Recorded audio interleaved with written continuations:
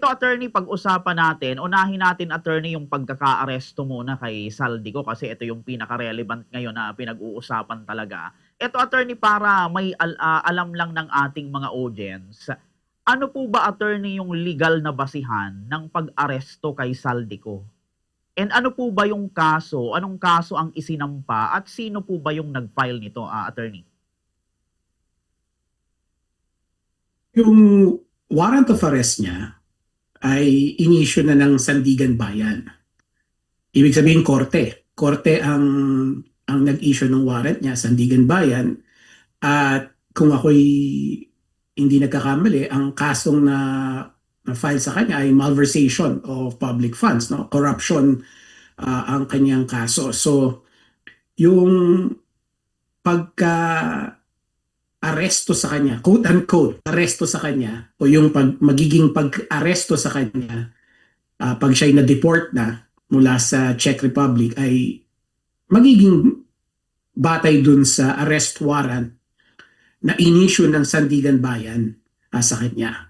Yun yung parang legal basis of the arrest na mangyayari once na ma-deport na siya from the Czech Republic to the Philippines. Okay po. Yun. Eto attorney, para alam ulit ng ating audience, may kaugnayan ba attorney ang pag-aresto sa kanya or yun nga yung pag-aresto sa kanya sa mga aligasyon ng ghost flood control projects at sa budget insertions na iniimbestigahan ngayon sa House, Attorney Michael? Hindi ko alam kung iniimbestigahan sa House, no, kasi I think tinigil nila. Pero yung mga charges against Zaldico specifically relates to dun sa mga insertions, no, budget insertions, which presumably konektado rin doon sa mga flood control scandal noong siya ay yung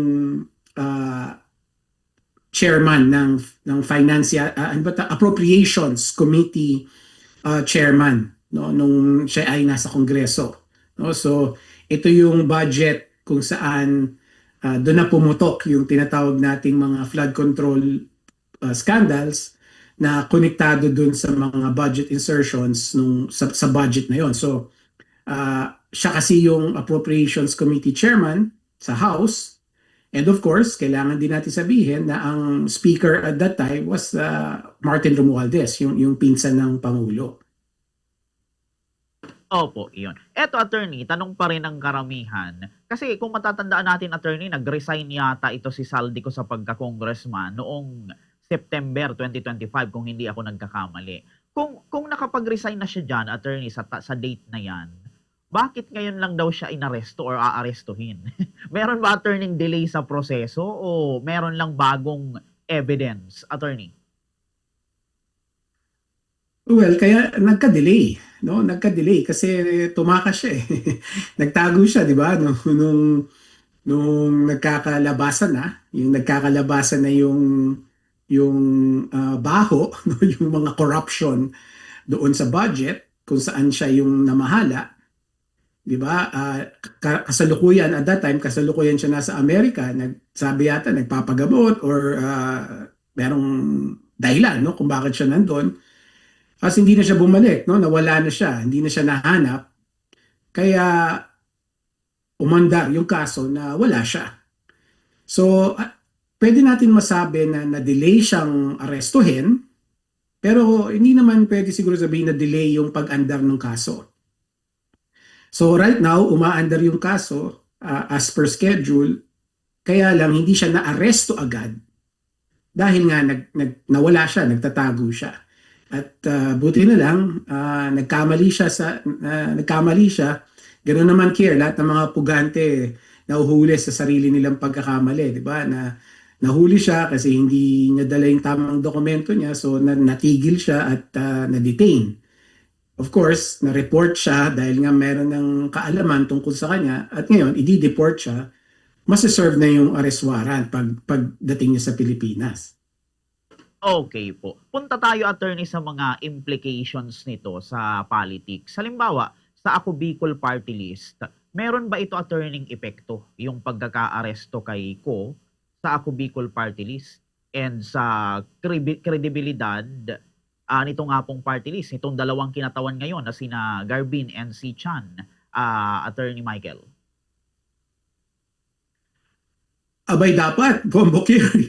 Dapat meron tong may epekto to sa party list, lalong-lalo na sa inyo na mga tiga Bicol, no? Kasi pangalan nyo ang dinadala nila, 'di ba? Kaya nga ako Bicol party list na involve directly sa corruption, no? Flood control corruption, which is doubly uh, tragic para sa inyo sa Bicol kasi kayo yung laging binabagyo. Right? So, ibig sabihin, yung pera na dapat makakatulong sa inyo, tila kinukupit ng mga tao na ginagamit pa yung pangalan nyo na Bicol. No? So, ang sagot ko doon sa tanong mo, dapat meron. Dapat meron epekto to doon sa party list. Lalong-lalo na sa mga mata ng mga taga Bicol. No? Kasi hindi dapat kayo pumayag na ang pangalan ninyo, ng rehiyon ninyo, ng kultura ninyo, ng pagkatao ninyo, ang mangyayari, ang maaalala ng mga tao, involve involve sa pork barrel corruption dahil sa mga pinagagagawa ni Zaldico na kumakatawan doon sa Ako Bicol party list. So apektado yung party list mismo, apektado rin yung mga kaalyado niya doon o yung kasama niya doon, yung mga current members of the House na dala-dala yung pangalan ng Ako party list, Ako Bicol party list. No? Kasi right now, ang perception ng karamihan, siya yung punot dulo ng corruption. Right? So, dala-dala niya. Dala-dala niya yung pangalan ng party list. Nagkataon, yung pangalan ng party list, Bicol. Nandun ang salitang Bicol. So, dapat apektado rin kayong mga tiga Bicol. Hindi dapat kayo pumayag na bigyan ng masamang connotation ang pagiging taga Bicol. Alright, yun. Very well said, Attorney. Eto naman, Attorney, sa pananaw nyo po bilang abogado and at the same time political analyst, meron ba, Attorney, political motive sa timing ng pag-aresto, lalo't mainit yung impeachment proceedings kay VP Sara, Attorney Michael? Ganda ng tanong mo, Kier, no? Parang, I think, yung pag-file ng kaso sa kanya, yung punot dulo nitong lahat, of course, merong halong politika yan. Ano? Kasi syempre, pwedeng gamitin yan sa politika. But I think, mainly, it's really about anti-corruption. No? I think talagang yung sigaw ng taong bayan na hindi na natin gusto yung nangyayari dahil nga kitang-kita na, lumantad na yung pagnanakaw sa kaban ng bayan, no, through the budget process. Kumbaga, no choice na yung Pangulo, si Pangulo Marcos, no choice na rin yung Ombudsman na talagang porsigihin yung litis dito sa mga taong involved dun sa pork barrel corruption. So I think yun yung main motivation.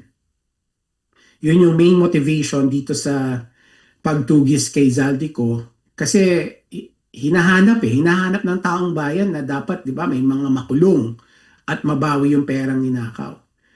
But hindi naman natin pwedeng isantabi na may halong politika yan kasi syempre politicians are involved in this case, in this situation. So, hindi natin may iwasan na mahaluan ito ng motivasyon or political motivations. Opo, iyon. Eto pa, Attorney, kasi ito, matatandaan parang itong si Zaldico, malapit ito sa mga Duterte. Ayan, kay VP Sara, sa mga kampo ni Duterte. Palagay nyo, Attorney, makaka-apekto ba ito sa alyansa ni VP Sara dito sa Bicol Region?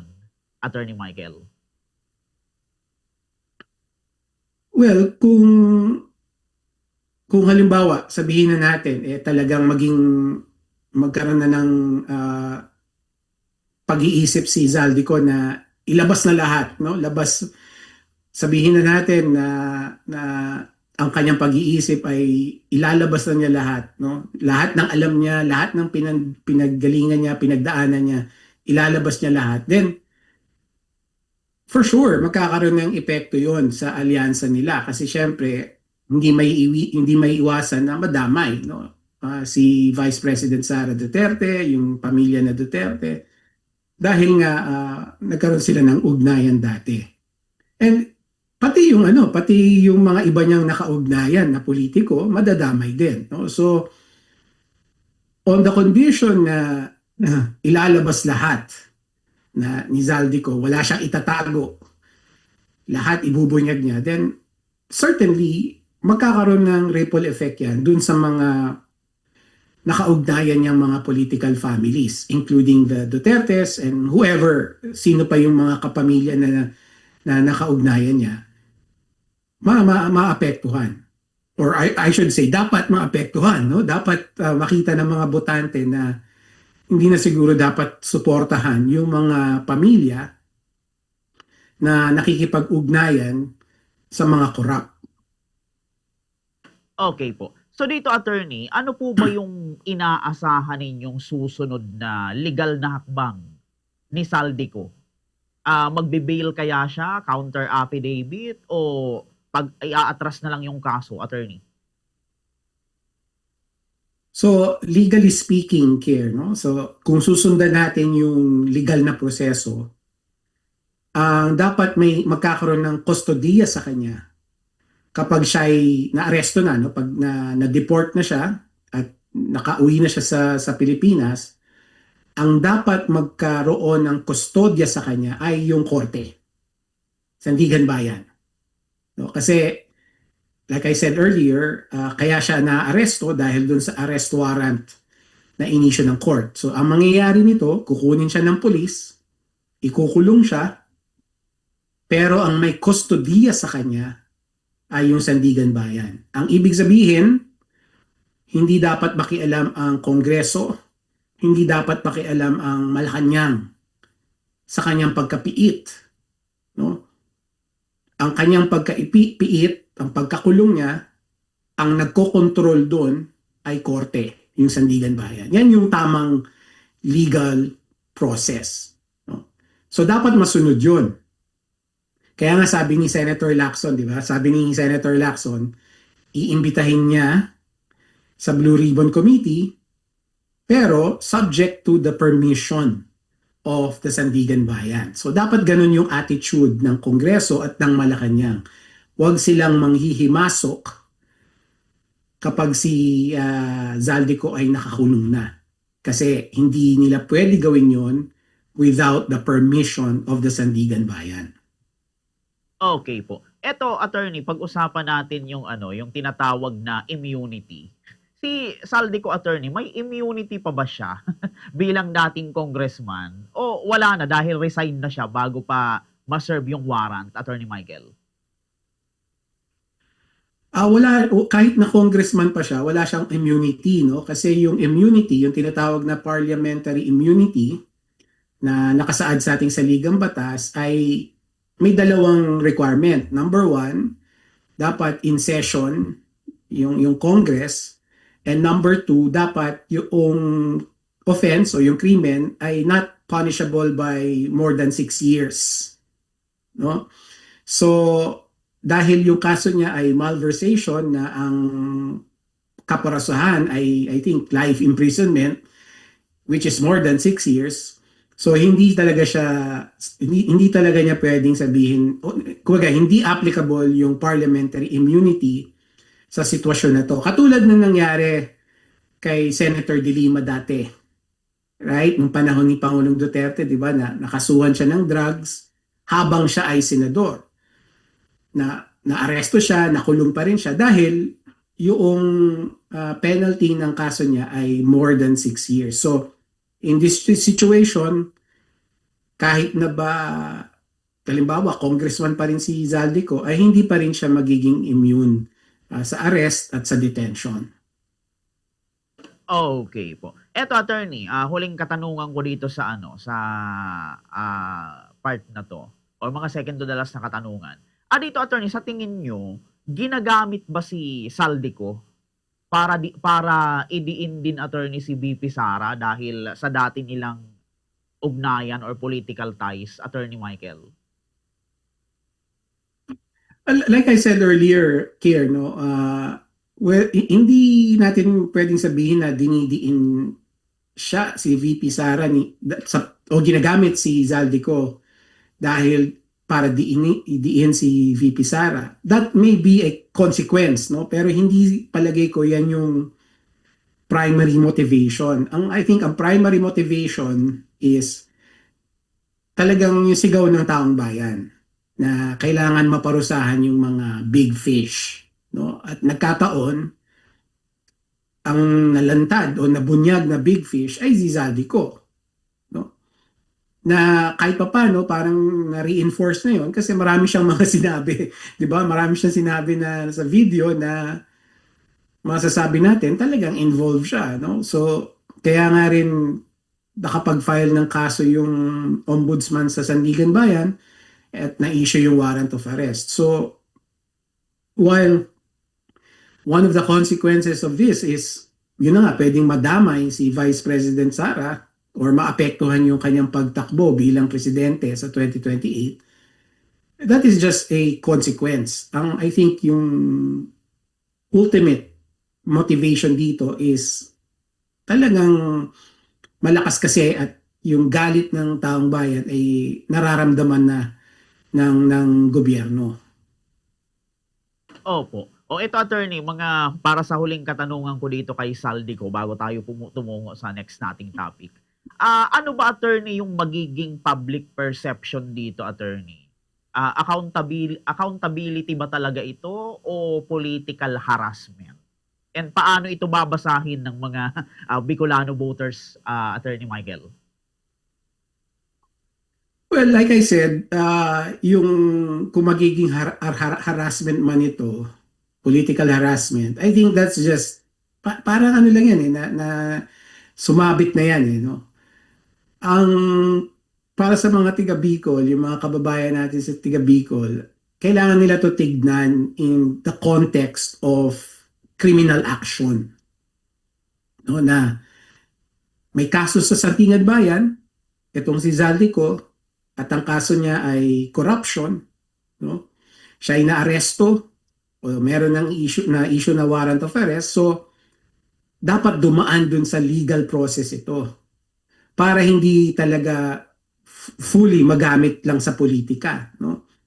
So step by step dapat yung mga tiga Bicol ang binabantayan nila na kapag maaresto na si Ko pag uwi niya, dapat ang proseso na masunod ay yung rules of court, yung legal process, no? So ang may kustodiya sa kanya ay ang Sandigan Bayan. So ang sinasabi ko siguro, ang konteksto na dapat tutukan natin dito ay yung kaso mismo, yung criminal prosecution.